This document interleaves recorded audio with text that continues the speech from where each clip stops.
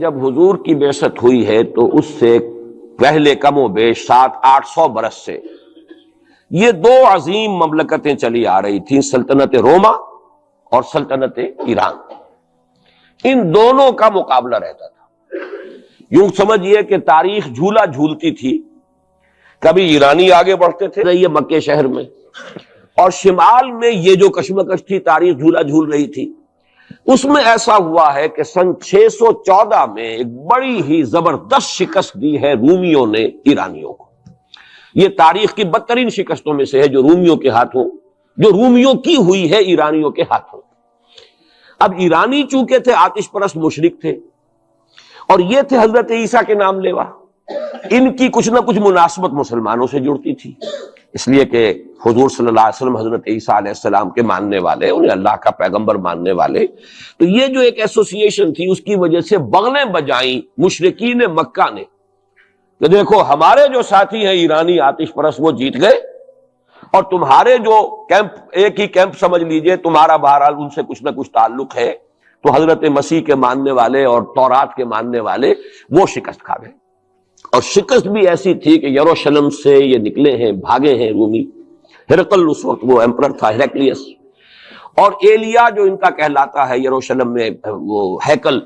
اس سے جو ان کی بڑی صلیب تھی وہ بھی وہاں سے لے گئے وہ، اور گویا کہ ان کے لیے تو سمجھیے کہ یہ مذہبی اعتبار سے ایک موت تھی کہ ان کی مذہبی علامت، ان کے لیے شاعر جو ہے ان کے مذہبی، ان میں سب سے مقدس شے جو تھی وہ بھی ایرانی وہاں سے لے گئے۔ اور بہت ہی زبردست شکست ہوئی ہے اس وقت رومیوں کو، ہیرکلیس کو۔ اس پر جو بغلیں بجی مشرکین مکہ نے جو اس پر خوشیاں منائی، مسلمانوں کو ایک طرح سے یوں سمجھیے کہ انہیں ستانے کے لیے، چڑھانے کے لیے، دیکھو وہ جیت گئے، اسی طرح تمہارا بھی قلع کما ہو جائے گا، تمہاری بھی کوئی بنیاد، لستم علی شیء، تمہاری بھی کوئی حقیقت نہیں ہے، جیسے رومی جو ہے وہ شکست کھا گئے، تم بھی ختم ہو جاؤ۔ اس وقت یہ آیات نازل ہوئی ہیں، اور یہ آیات اب پیشن گوئی کی صورت میں نازل ہوئی ہیں مسلمانوں کی دلجوئی کے لیے۔ ان کا جو مورال اس وقت گر رہا تھا مکے کے مسلمانوں کا، ابھی ہجرت نہیں ہوئی ہے، ابھی تو یہ مکے ہی میں معاملہ چل رہا ہے۔ 610 میں حضور پر وحی کا آغاز ہوا ہے، گویا کہ یہ 5واں برس ہے نبوت کا، ابھی ہجرت سے 7 سال پہلے کی بات ہو رہی ہے، یہ جو مکے کے اندر جو صورتحال ہے۔ تو وہاں انہیں خبر دی گئی، الف لام میم غلبت الروم فی ادنی الارض، قریب کی سرزمین میں، اب یہ جزیرہ نما سے قریب ہے یہ پورا علاقہ شام کا، عراق کا، رومی مغلوب ہو گئے، رومیوں کو شکست ہو گئی۔ وَهُمْ مِنْ بَعْدِ غَلَبِهِمْ سَيَغْلِبُونَ، اور وہ اپنی اس مغلوبیت کے بعد پھر غالب آ جائیں گے۔ یہ پیشن گوئی ہے کہ یہ صورتحال مستقل نہیں ہے، یہ عارضی سی بات ہے، اس پر بغلیں نہ بجاؤ، اس پہ خوشیاں نہ مناؤ، اور اے مسلمانوں تم دل گرفتار نہ ہو، رنجیدہ نہ ہو، بلکہ یہ عارضی بات ہے۔ غلبت الروم فی ادنی الارض وهم من بعد غلبهم سیغلبون فی بضع سنین، تعین کے ساتھ یہاں پر معین کر دیا ہے اللہ نے کہ بضع سنین میں، چند سالوں میں، لیکن بضع کے لفظ کا اطلاق ہوتا ہے عربی زبان میں 3 سے لے کر 9 تک پر، 10 سے کم 3 سے زائد، یہ بضع ہے۔ فی بضع سنین، ان سالوں کے اندر یہ پلٹا کھا جائیں گے حالات، ٹیبل ول بی ٹرنڈ، اور پھر جو ہے رومیوں کو فتح حاصل ہو جائے گی۔ یہ پیشن گوئی ہے۔ میں اب یہاں اس حوالے سے ذرا 2 باتیں کہہ دوں پھر آگے چلوں گا۔ میں نے خاص طور پر آج اس مقام کو اس لیے بھی چنا ہے کہ میں یہ محسوس کرتا ہوں کہ ہمارے ہاں جو حضور صلی اللہ علیہ وسلم کی احادیث میں پیشن گوئیاں ہیں، ہمارے ہاں کا جدید تعلیم یافتہ طبقہ ان کی طرف کوئی توجہ نہیں دیتا، بلکہ سمجھتا ہے کہ ادھر اس بے اعتنائی کا رویہ اختیار کرتا ہے کہ کوئی کیا باتیں ہیں، یہ آدمی کو کام کرنا چاہیے، یہ کیا پیشن گوئیوں کے بارے میں کیا دلچسپیاں لینا ہے۔ تو پہلے تو وہ یہ نوٹ کر لیں کہ پیشن گوئی صرف حدیث میں نہیں ہے، قرآن میں بھی ہے، قرآن میں یہ پیشن گوئی آئی ہے۔ فرق تو ہوگا حدیث کی پیشن گوئی اور قرآن کی پیشن گوئی کا۔ کیا فرق ہوگا؟ نمبر 1 یہ کہ قرآن کا تو ہر حرف جو ہے وہ یقینی ہے۔ حدیث کے بارے میں یہ ہو سکتا ہے روایت بالمعنی ہو، روایت کرنے میں کوئی لفظ تھوڑا بہت بدل گیا ہو، پھر حدیث کی سند کیا ہے، وہ صحیح بخاری کی ہے، صحیح مسلم کی ہے، اس کا استناد کا پایا کیا ہے، درجہ کیا ہے، جبکہ قرآن مجید کا ہر حرف جو ہے وہ مستند ہے، بلا لا ریب فیہ کا مصداق ہے۔ یہ فرق تو ہوں گے۔ اور دوسرا فرق بہت اہم یہاں ہے کہ یہاں سالوں کا تعین کر دیا گیا ہے، یعنی زیادہ سے زیادہ 9 برس کے اندر اندر یہ صورتحال بدل جائے گی۔ حدیث میں جو پیشن گوئیاں آئی ہیں ان میں کوئی تعین وقت کا نہیں، بلکہ سورہ انبیاء کے آخر میں 2 آیتوں میں حضور سے یہ کہا گیا کہ آپ کہہ دیجئے ان ادری اقریب ام بعید ما توعدون، اے نبی ان سے کہہ دیجئے کہ مجھے یہ معلوم نہیں ہے کہ جس چیز کی تمہیں خبر دی جا رہی ہے، جس چیز کا وعدہ تم سے کیا جا رہا ہے وہ قریب ہے یا دور ہے، ٹائم ٹیبل میں نہیں جانتا، لیکن جو میں کہہ رہا ہوں وہ ہو کر رہے گا۔ وَإِنْ أَدْرِي لَعَلَّهُ فِتْنَةٌ لَكُمْ وَمَتَاعٌ إِلَىٰ حِينٍ، اور اسی صورت میں پھر آگے چل کر ایک آیت کے بعد یہ ہے، اور یہ بھی کہہ دیجئے ہو سکتا ہے لعلہ شاید کہ یہ ابھی تمہارے لیے کچھ اور موقع تمہیں مل جائے، آزمائش تمہیں کا موقع مل جائے، اللہ تعالیٰ تمہیں کچھ بریدنگ سپیس دے دے تاکہ تم اس میں اپنی اصلاح کر سکو، تو گویا کہ آزمائش کی ایک مہلت اور مل جائے تمہیں، یہ ہو سکتا ہے۔ لعلہ فتنۃ لکم ومتاع الی حین، ایک وقت معین تک کے لیے اللہ تعالیٰ تمہیں اور رہنے بسنے کا موقع دے دے، لیکن یہ کہ اس میں کوئی شک نہیں ہے کہ جس عذاب الہی کی میں تمہیں خبر دے رہا ہوں وہ آ کر رہا ہے، اس میں کوئی شک نہیں، کب آئے گا یہ مجھے معلوم ہے۔ اسی کی ایک مثال اور بھی ہے، نوٹ کر لیجئے، جب حضور نے خواب دیکھا، اور نبی کا خواب بھی وہی ہوتا ہے کہ ہم عمرہ کر رہے ہیں، حضور نے صحابہ کو حکم دے دیا۔ سن 6 ہجری کا یہ واقعہ مشہور ہے کہ اب تقریباً 1400 یا بعض روایات میں آتا 1800 صحابہ کے ساتھ آپ احرام باندھ کر عمرے کے لیے اور مکے کا سفر کر رہے ہیں، حدیبیہ تک پہنچ گئے۔ اب وہاں جو صورتحال پیش آئی، مکے والے اڑ گئے، کسی قیمت پر ہم نہیں کرنے دیں گے، گویا کہ خون کی ندیاں بہہ جائیں گی۔ تو وہاں کی صورتحال کو دیکھ کر مصالحت کی حضور نے، صلح کی، صلح حدیبیہ مشہور، صلح حدیبیہ بہت ہی اہم ہے، تاریخ کا، سیرت النبی کا بہت اہم واقعہ ہے۔ اس پر بعض لوگوں کے ذہنوں میں یہ اشکال پیدا ہوا کہ حضور نے تو کہا تھا کہ میں نے خواب دیکھا ہے، اور نبی کا خواب تو وہی ہوتا ہے، اور ہم اس وقت جا رہے ہیں بغیر عمرہ کیے، تو گویا کہ ایک وسوسہ تو آ سکتا ہے، بڑے سے بڑے آدمی کے ذہن میں آ سکتا ہے، اور صحابہ کرام تو آ کر حضور سے کہتے بھی تھے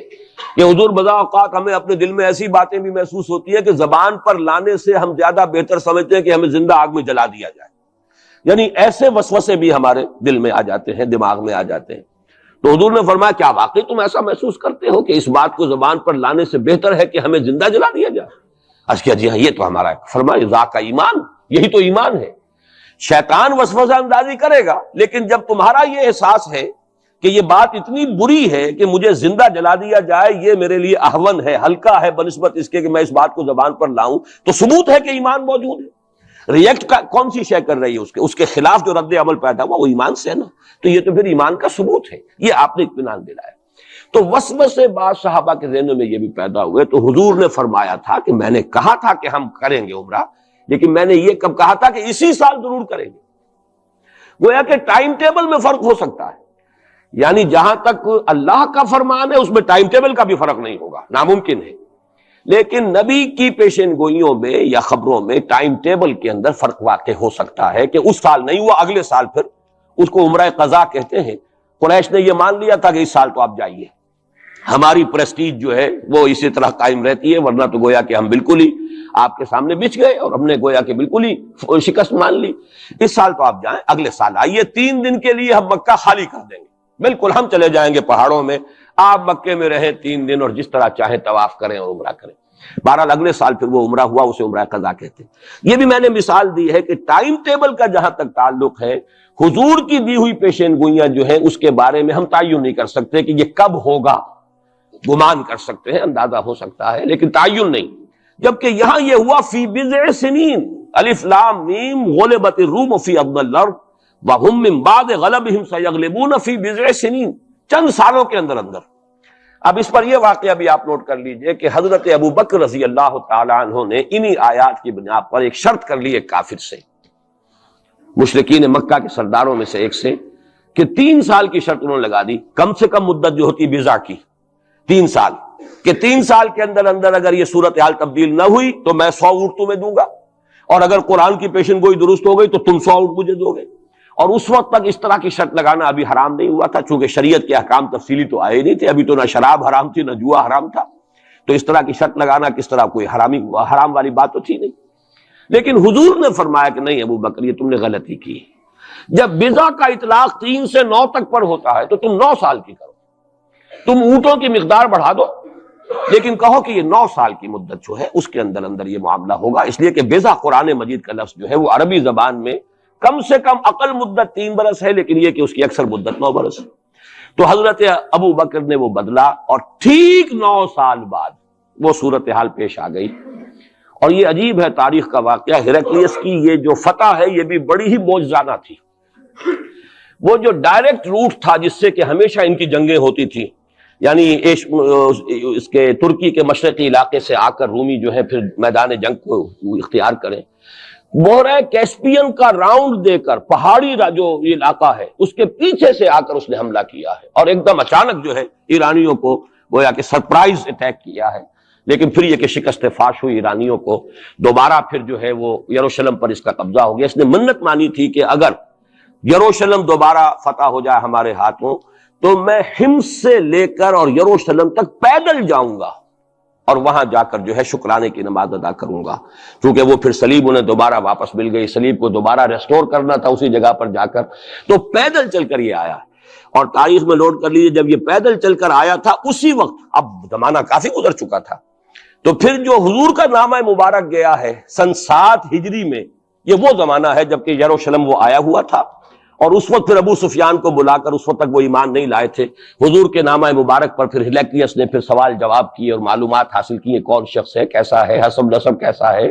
اس کا کردار کیسا رہا ہے، کون لوگ اس پر ایمان لا رہے ہیں، جو ایمان لاتے ہیں ان میں سے کوئی واپس بھی جاتا ہے کہ نہیں جاتا، کوئی مرتد بھی ہوتا ہے. بڑا ذہین انسان تھا، بڑا عالم و فاضل انسان تھا، پہچان چکا تھا کہ یہ وہی نبی ہے جن کا ہم انتظار کر رہے ہیں. لیکن وہ یہ چاہتا تھا کہ جیسے قسطنطین نے اس وقت یہ کیا تھا کہ وہ جب اس نے مذہب بدلا ہے، عیسائیت اختیار کی، تو پوری مملکت جو ہے عیسائی ہو گئی، تو نظام انٹیکٹ رہا، وہی ان کا بادشاہت کا نظام قائم رہا. چاہتا تھا کہ میرے یہ تمام کے تمام نائبین سلطنت اور جتنے بھی بطاریق ہیں، یہ بطریق پیٹریارکس، یہ سب کے سب بھی میرے ساتھ اسلام قبول کر لیں. اور سارا یہ اس نے جو سوال جواب کیا تھا ابو سفیان سے، اسی لیے کیا تھا کہ سارے درباری قائل ہوتے چلے جائیں کہ واقعی یہ نبی سچا ہے. لیکن اس کی امید کے برعکس ہوا، ریئیکشن بڑا شدید ہوا ان کے وہ پادریوں میں اور ان کے جو پیٹریارکس تھے ان میں، تو پھر وہ بھی محروم رہ گیا. سلطنت کی بیڑی اس کے پاؤں میں پڑی رہ گئی، زنجیر پڑی رہ گئی، وہ اسلام سے محروم رہ گئی. بہرحال اب یہاں نوٹ کیجئے کہ 9 برس بعد 600